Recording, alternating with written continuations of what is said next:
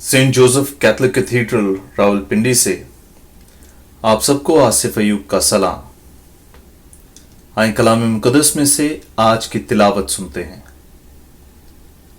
मुकद्दस मत्ती की इंजील 20वां बाब 20वीं से 28वीं आयत तक। तब जब्दी के बेटों की मां अपने बेटों के साथ उसके पास आई और सिजदा करके उससे कुछ अर्ज करने लगी। उसने उससे कहा, तू क्या चाहती है? उसने उससे कहा, फरमा कि ये मेरे दोनों बेटे तेरी बादशाही में एक तेरे दाएं और एक तेरे बाएं बैठें। यसु ने जवाब में कहा, तुम नहीं जानते कि क्या मांगते हो। जो प्याला मैं पीने को हूं, क्या तुम पी सकते हो? उन्होंने उससे कहा, हम पी सकते हैं। उसने उनसे कहा, तुम मेरा प्याला तो पियोगे, लेकिन अपने दाएं या बाएं किसी को बिठाना मेरा काम नहीं।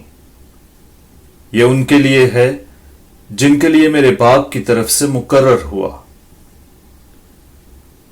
और वो 10 ये सुनकर उन दोनों भाइयों से खफा हुए। मगर यीशु ने उन्हें अपने पास बुलाकर कहा,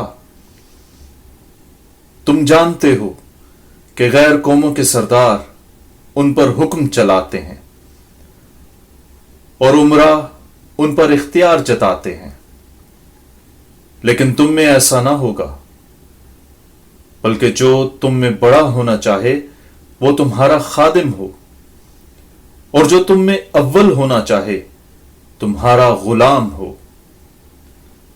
चुनाचे इब्ने इंसान इसलिए नहीं आया कि खिदमत कराए, बल्कि इसलिए कि खिदमत करे और अपनी जान बतेरों के बदले फिदिया में दे।